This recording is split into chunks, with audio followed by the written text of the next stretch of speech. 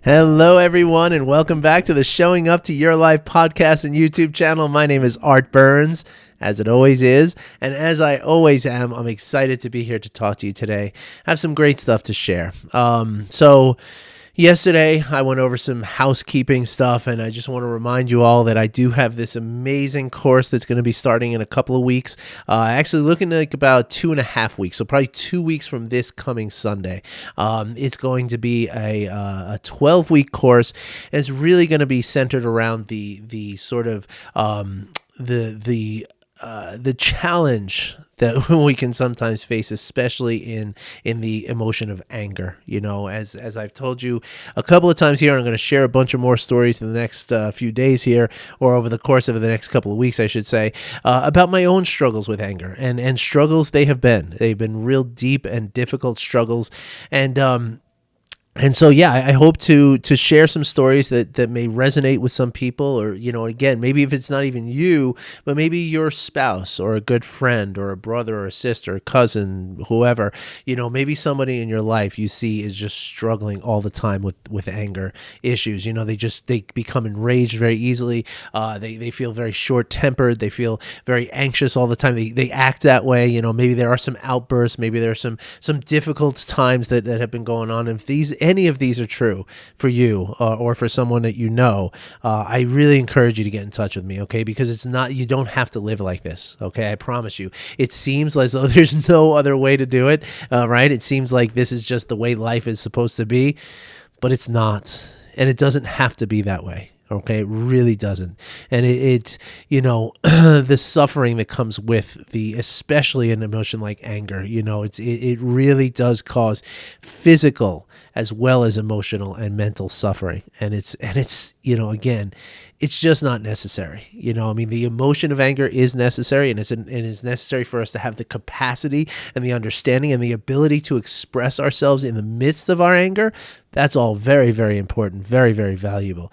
But you don't have to live in a chronic state of anger, right? And if you are living, or if someone you love or know is living in a chronic state of anger, well, then they're doing a great amount of damage to themselves every single day that they're in that place. And so I implore you to get in touch with me, because this is exactly what we're going to be covering in this 12-week course, and I would love to have you or your friend or loved one involved so that I can help. And honestly, there's a little bit of a self-serving thing here too, because when I get to watch people go through this transformation the way that I have gone through this transformation, I tell you, there's almost nothing more, you know, sort of satisfying and inspiring to watch people go through this kind of change. And so I would love to watch you go through this change. And I promise you it'll happen. I mean, that's the easy part. That thing, I can guarantee that, right? That there is no chance that if you come through a 12-week course with me, there is no chance that you're not going to experience some of the changes that I'm talking about. There's no chance. It's absolutely guaranteed. And so that part I have, you know, and that's where it really is like a 50-50 proposition here. You know, one thing that I have a conversation these days with everyone who comes into my coaching program, you know, I'm very clear about the fact that, you know what, this is a 50% thing. Like, I have 50% responsibility. You have 50% responsibility. My responsibility is to show up and give you the information, give you the training, give you the encouragement, give you the accountability, the motivation. And your responsibility is simply to do the work, simply to do the practices that I talk about. And it's only like 5 or 10 minutes a day. It's not like hours and hours and hours. All right. But I promise you, if you come to the meetings and let me give you my 50% and you give me your 50% of just spending 5 or 10 minutes a day, I promise you will see the results. You will see them. There's no question at all in my mind, not even a little bit. And so one of the things what I wanted to talk about today, you know, it's really funny. Some days, you know, as I told you, I have this little notebook that I carry around with me. I get the small one specifically because it can come anywhere with me, right? It fits in the back pocket of my jeans, fits in the inside pocket of a jacket. It literally is with me all the time, right? And so when I come up with some ideas, you know, I just jot them down real quick and then I come back to them later. Well, once in a while, you know, I'll write a note and then go look at it a couple days later and say, what? What did I mean by that? And today is one of those days. In my notebook, I wrote, Let me just get it specifically for you. I wrote, why letting go seems so difficult. And I have no idea what was in my mind when I wrote that note. And so sometimes when I'm in this kind of situation, it happens once in a while, but sometimes when I'm in this situation, I get to I sort of instinctively and automatically feel like, well, I'll just change the subject. I'll just come up with something else today, because I don't understand what is in the book today. But there's a value to sticking with it, and a value to, kind of, putting out my best content, even if it's something that I don't necessarily understand what I originally wanted to do. I'm going to discuss this concept. Okay. Because it's true. Okay. The fact of the matter is that a lot of people, and I'm sure this is where the note came from, as I was probably talking to somebody and hearing them say, like, I hear from so many different people that tell me, I don't know how to let go. Right? Like it just, because that's the idea, right? We say, just let go of the emotion that you're feeling, let go of the thoughts that are causing the emotions, let go of your expectations of a situation, just let it go. And in that letting go, you're going to find yourself able to cope with whatever's happening in a much more sort of skillful and capable way, right? But again, letting go is something that we don't have a lot of training in our lives, right? And in fact, in many ways, we're taught the opposite, right? We're taught to don't let stuff go, save your money, right? Don't give your stuff away, take care of yourself first, this kind of thing. These are core concepts in a lot of ways of what it means to be human, right? And of course, some of what we talk about here is compassion and generosity and altruism, right? Which flies in the face of that idea of like hoarding things and taking care of yourself first and stuff. And so we know that it's not necessarily the correct way to human, but it is the way that we human, right? And whether that's, influenced by our parents and by society and by school and by, like, don't share your answers with people, right? Like, that's your work. Don't let them, cheat off of you. Well, really, what's the difference between them learning off of me and learning off the teacher? There's a lot of, sort of paradoxes in the world in this sense, right? And so first, tell yourself and acknowledge the fact that it's not your fault that you're having a hard time with letting go. I find myself using that term a lot. It's not your fault, and it's really powerful. A lot of times when I say that to people, just that statement, and this is even people who I've never talked to before, right? I'm just talking to them for the very first time.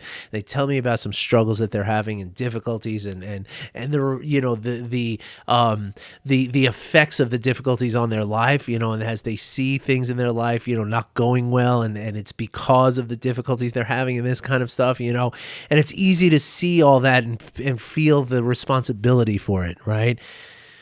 But most often, and this is, again, even in the first conversation, it happened just a few weeks ago with somebody who actually didn't wind up, working with me as a coaching client, but we've had a few conversations. I've sent her some practices and here to support her anyway, because that's the kind of person I am. But just saying that to her in the very first meeting, I said, it's not your fault. And I explained why, because, a lot of the things that we experience, they're coming from really, really deep places within us that we did not create, right? They're coming from, intergenerational trauma. They're coming from societal trauma. They're coming from, things that happened to us when we were very, very small and we had no personal agency whatsoever. And we were just, we were shuttled off to this school and that playgroup and this nursery school and that, this, playground and told to play with these kids. And, we didn't have any personal agency. We didn't have any choice in the matter of any of this, right? But yet we were thrust into these situations. Well, in those situations is where we developed, at least part of it came from these situations where we developed this thing that I call the programming, right? Where we learned how to interact with each other. We learned the right way that the world is supposed to work and all that stuff. And so if, that was not your choice, right? You didn't choose the people that you're going to learn from. Right. And if those people were showing you things that were not, the healthy way to do it, the beneficial way to do it. And these are the things that have, those are the seeds that have bloomed into, what as adults we see as, hangups or issues or shadow areas of ourselves that we need to, figure out and work on. Right. And that's where I say it's not your fault. None of it. I mean, such a tricky thing, right? Because, saying it's not your fault. So it's not your fault that these things exist. And I think I said this in the podcast the other day.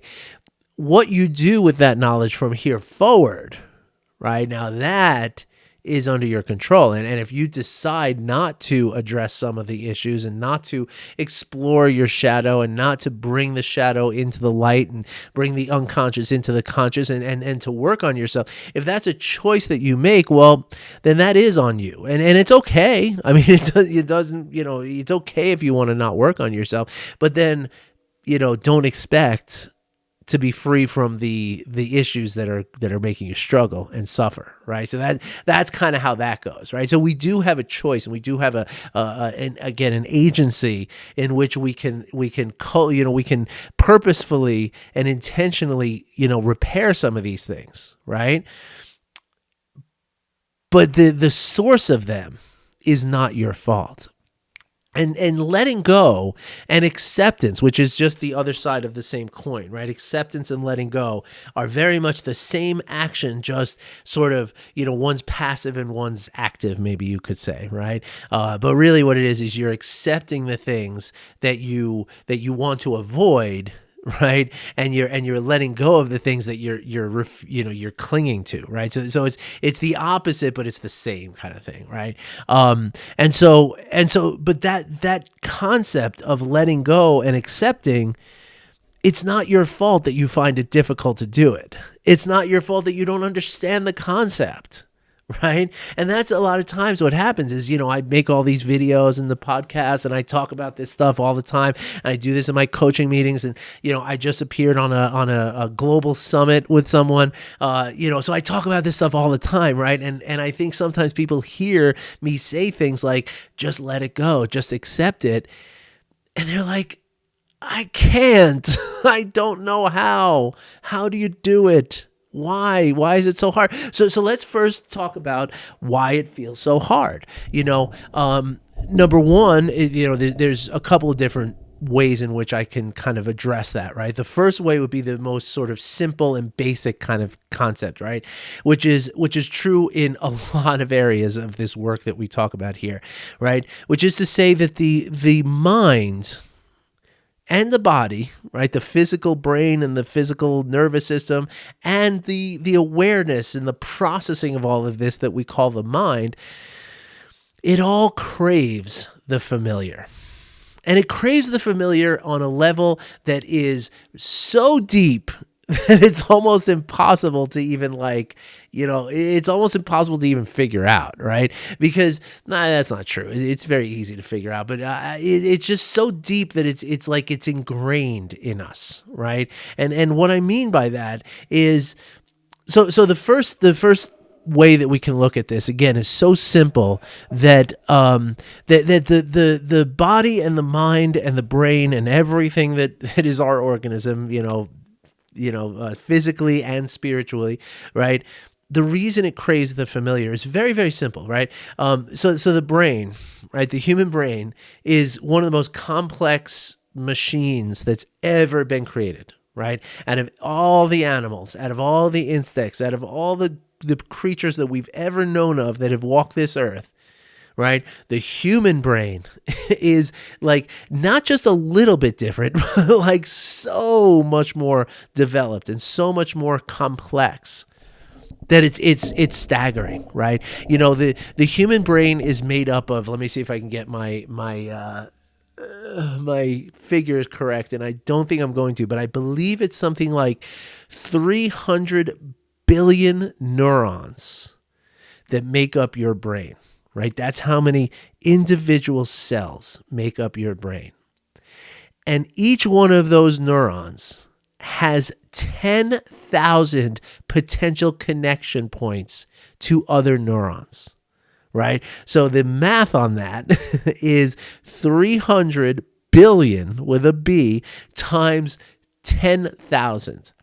That sum, which would take like years to do the computation on it, right? Like you can only estimate this sort of thing. Like you can't actually do that math. It would literally take lifetimes to physically do the math out. But we can kind of, just add zeros and stuff. So it's an easy enough thing, but you cannot compute it, right? Like you could not, do the actual equation. It would literally take too long. But anyway, the sum of that, right? The number that you get when you multiply 300 billion times 10,000, right? That number is considered to be higher than the number of atoms in the known universe. So think about that for a second, right? Atoms, they're the tiniest things. Like everything that we have is made of atoms, right? Every planet, every star, every pen, every pencil, every notebook, every phone, every computer, it's all made of atoms, right?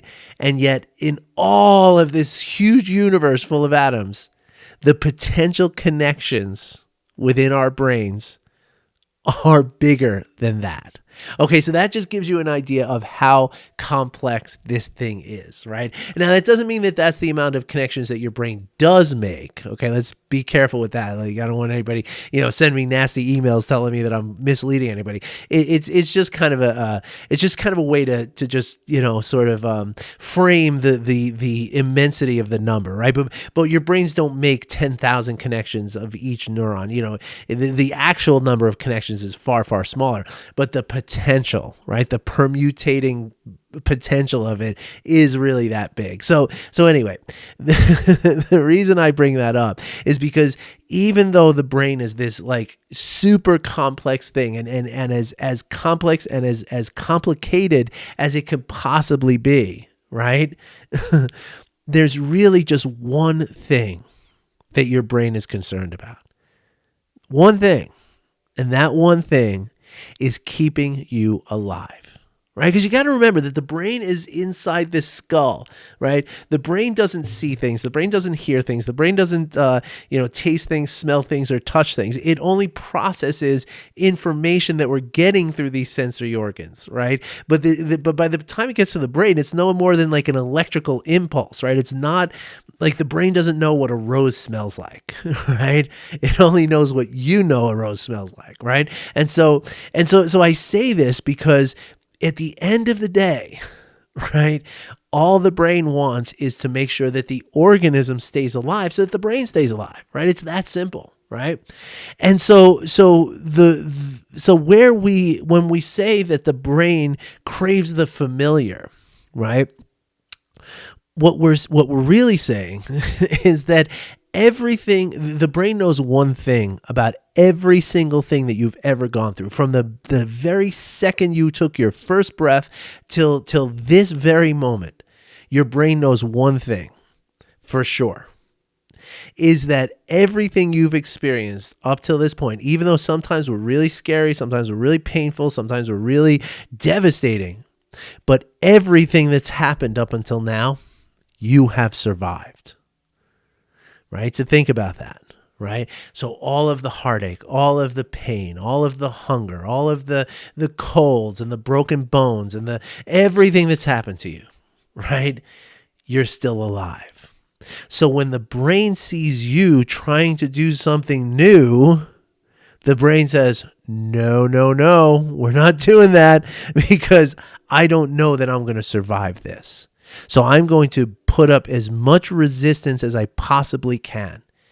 And that's why when we say, well, how do I let go? I don't understand how to do it. Your brain is making you not understand how to do it, right? Like that's kind of what's going on, right? And it's going to sabotage your efforts into doing the thing that is new that your brain doesn't trust yet because it hasn't experienced it yet. Now that's the thing about practice, right? Is that the more we do the practice, like after you do let go a few times, your brain realizes like, okay, we're still alive. It's okay. We can do, okay.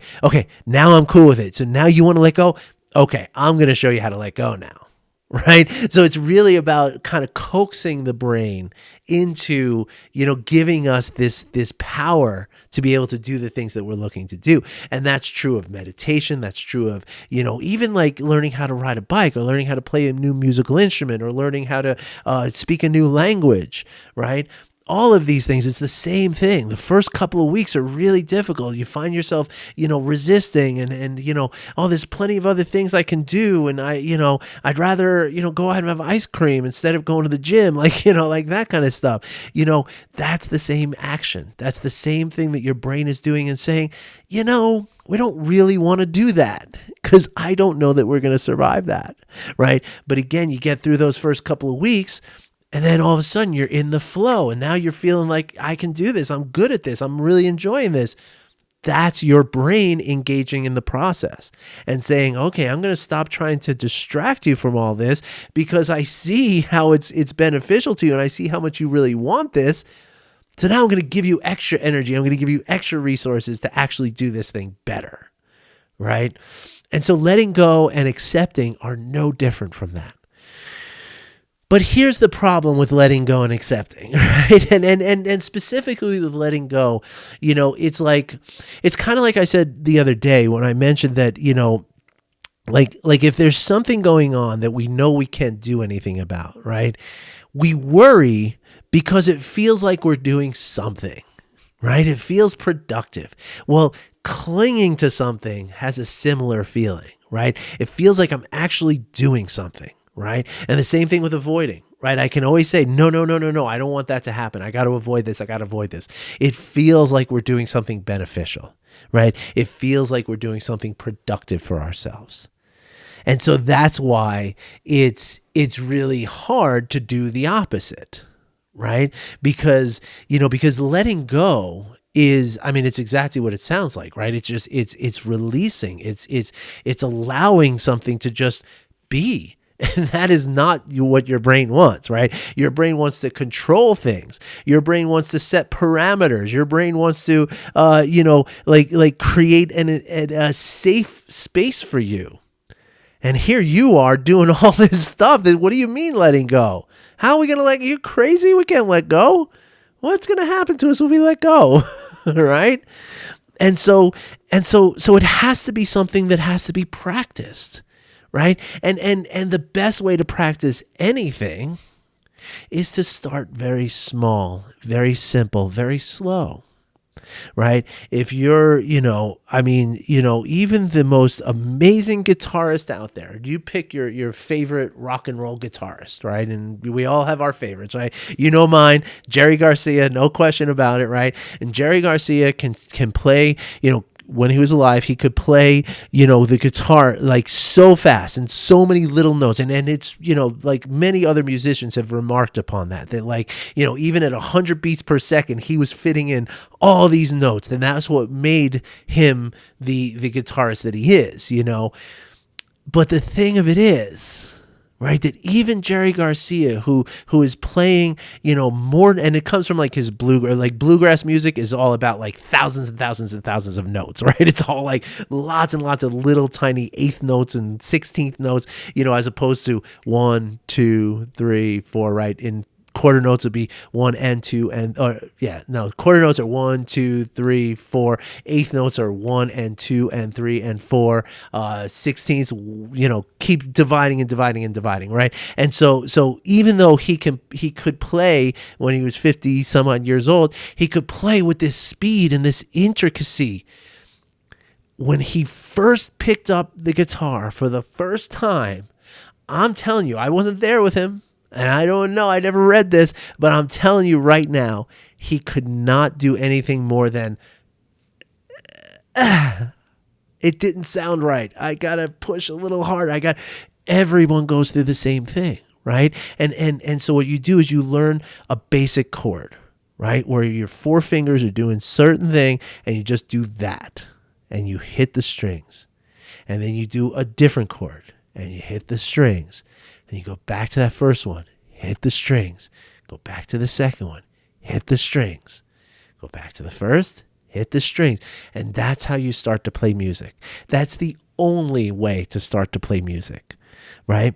It's also it's how we learn to walk, right? When you learn to walk, you didn't just start running across the room, right? And so even the fastest runner in the world, like Usain Bolt, right? Like Usain Bolt, pardon me.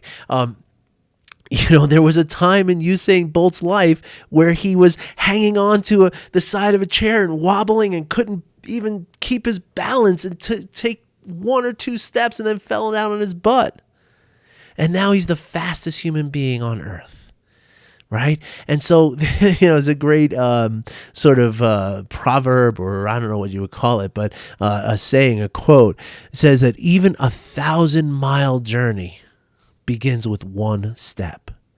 And so how does that apply to acceptance and letting go, right? Well, if we can practice letting go of the little tiny things, and we can practice acceptance of the little tiny things, then that's like taking those first couple of steps. That's like hitting the strum on an A chord, and then going to an E chord, and going to an A chord, going into an E chord. Before you know it, you can do it so fast. Boom, boom, boom, boom, boom, boom, boom, boom, boom, boom. Make music, right? But in the beginning, it has to be 1, 2, 1, 2.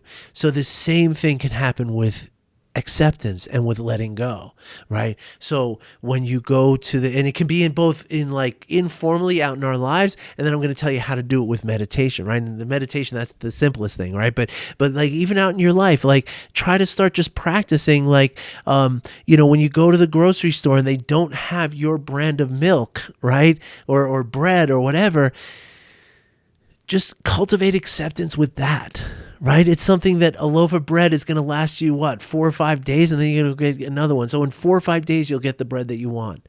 So accept it and live with it as something that's happening just right now, right? And again, accepting it or letting go of the necessity for this one kind of bread that you just can't have right now, right? Accepting it and letting that go for a loaf of bread, that's really easy.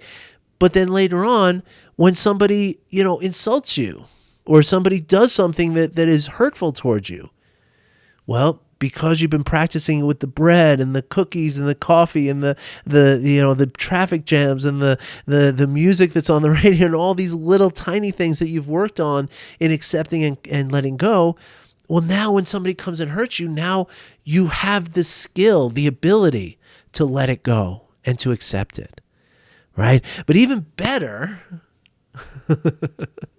is to do meditation, right? Because when we're meditating, okay, it's such a simple process, everybody, okay? There's so much mysticism around meditation, right? There's so much, you got to get into deep meditation. You got to transcendental meditation. You got to get into the posture. You got to do the thing with your hands. You got to get, gongs and singing bowls and all kinds of stuff. We need this stuff or else we're not good at meditating.